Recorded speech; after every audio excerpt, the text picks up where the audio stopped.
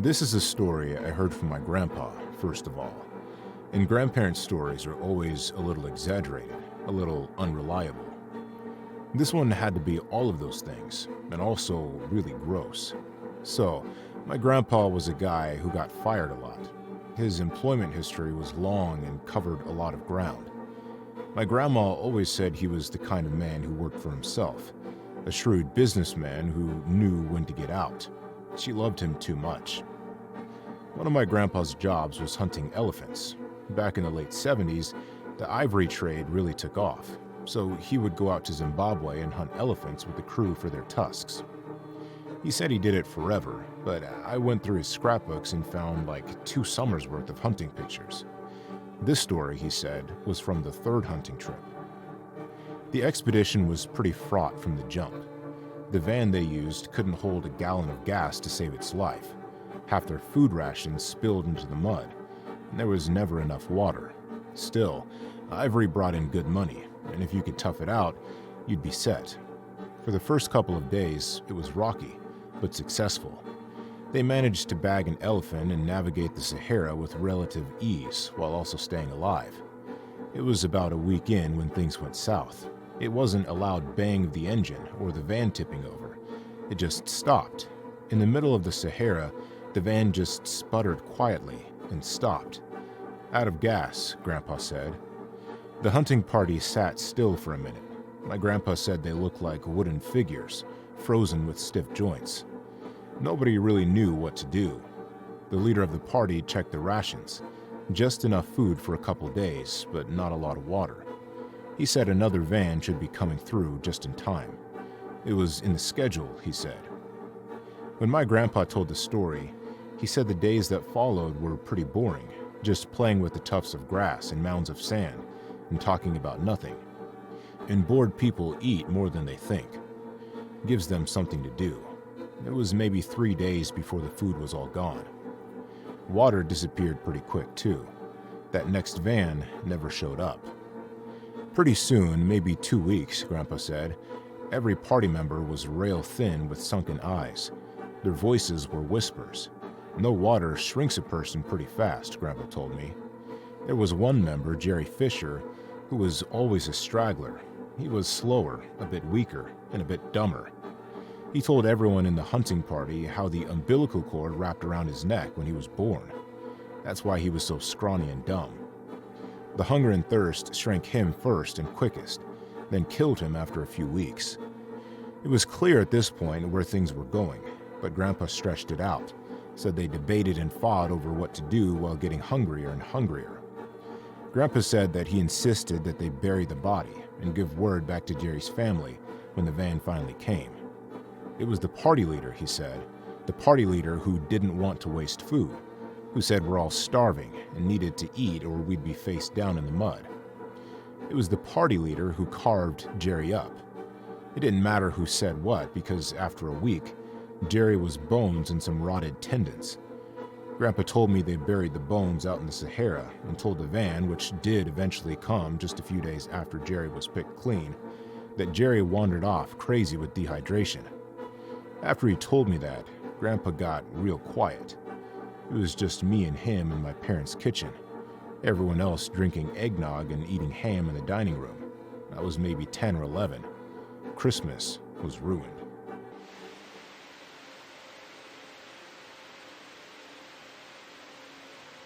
I grew up in a family of hunters.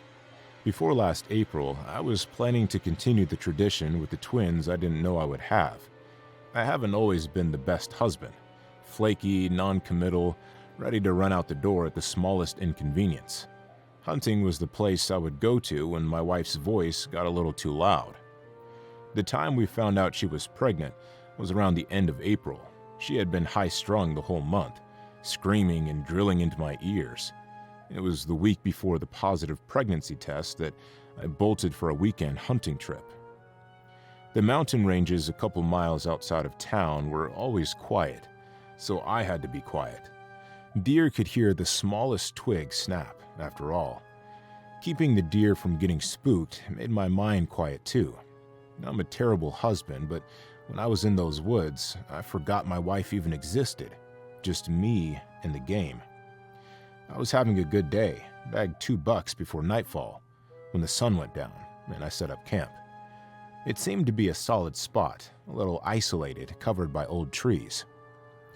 I would say it was a little past midnight when I heard women singing. Yeah, singing. I think outside my tent. It was a high, keening sound with a little warble. In my half-awake state, it was almost beautiful, but as I woke up, it became shrill and piercing. And there were so many of them, so many voices. I left my tent with a flashlight to see what the noise was, how a choir of shrill women found their way into the woods. When I got out, I didn't see anything, but where the light of my flashlight hit, there were 3 glints of green in the trees.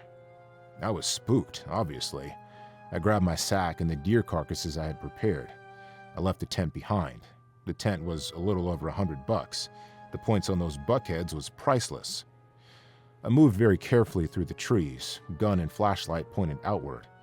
After every other tree, a small glint of green shone back at me. It felt like 5 seconds and forever had passed when I saw my van through the trees. I ran to the car door, the light of the flashlight bouncing off the windows. With my face inches from the glass, I saw them in the reflection. 4 mountain lions had been stalking me. Mountain lions are very cunning, and they're good at going undetected, or at least unidentified, until the time is right, or at least until they're found out. When I saw them, they lunged for me. I threw the deer carcasses off my back and into their faces. I climbed into my van and sped away as they gnawed the carcasses to the bone. I lost some quality bucks that night. I never left my wife like that again. I mean, look what else is out there. I also got my hearing checked because when I Googled mountain lion cries, they didn't sound anything like women singing. I'm in therapy now for post-traumatic stress and to dissect my avoidant attachment style.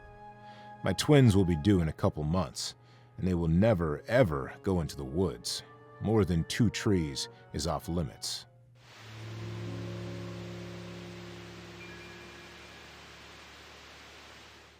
Tinder is actually pretty magical when you find someone with the same interests. I met my girlfriend through Tinder. We both loved hunting and quickly learned to hate it together. I think it was maybe our 5th date that we took an extended hunting trip. Nothing too crazy, just a week and a half. I know I move fast, but hunters always do. We have to catch the game. My girlfriend, her name is Melanie, by the way. We've been together for an amazing 2 years. She usually hunted deer. I was more into waterfowl. We compromised on small game, rabbits, hares, stuff like that. Something light to break the ice. We met about a mile away from the park with bags full of rifles, rations, warm clothes for night, cool clothes for day, and condoms. When we got to the cabin, it was not as advertised. The Airbnb listing looked beautiful, with a huge patio and gorgeous sunlit windows. The actual cabin was molding on the edges of the wood, with cracks in some of the windows. The patio had collapsed into 2 spots. Inside was filthy. We went in anyway and had an incredible first several days. It was about halfway through that things took a turn. There was always a little banging in the roof of the cabin. We figured some raccoons had made a home in the ceiling of the rundown shack. We mostly ignored it, occasionally joking our firepower could take down a small elephant. Raccoons were nothing. One night, the banging was louder than usual. Then a small splinter formed in the ceiling right above our bed. Something was gonna fall through. My girlfriend and I snapped out of bed and grabbed our rifles, aiming them at the ceiling. More banging, more cracking, and a large man fell through the ceiling. His hair was long and greased into streaks along his face. His fingernails were overgrown and jagged at the end. There wasn't an inch of him not covered in dirt. And he smelled. In his hands were 2 small knives. He dug them into the bed, then paused before slashing one more time. That was when we cocked our rifles. He turned around and looked down the barrel of 2 guns. His eyes got wide, and he sprang up, left the knives in the mattress, and jumped out the window. We heard his low scream and saw him, trail of blood behind him, running into the woods. We called the cops immediately. They came and they took our statement and the man's knives, but couldn't find him. We tried to contact the Airbnb listing, but it was taken down. We couldn't even see a transaction history. We left as soon as we gave our statement and hunkered down in Melanie's apartment for 2 weeks straight, only leaving for food or work. But it made us close. The fights can be crazy, but we always make up. It was like that moment bonded us, and we found new hobbies that didn't put us in danger. I took up woodworking, and Melanie started baking sourdough. Sometimes the smell pisses me off, but then I remember that moment together, her and me, and I remember why I love her. Nobody else gets it. It gets me, but her. She is the perfect girlfriend.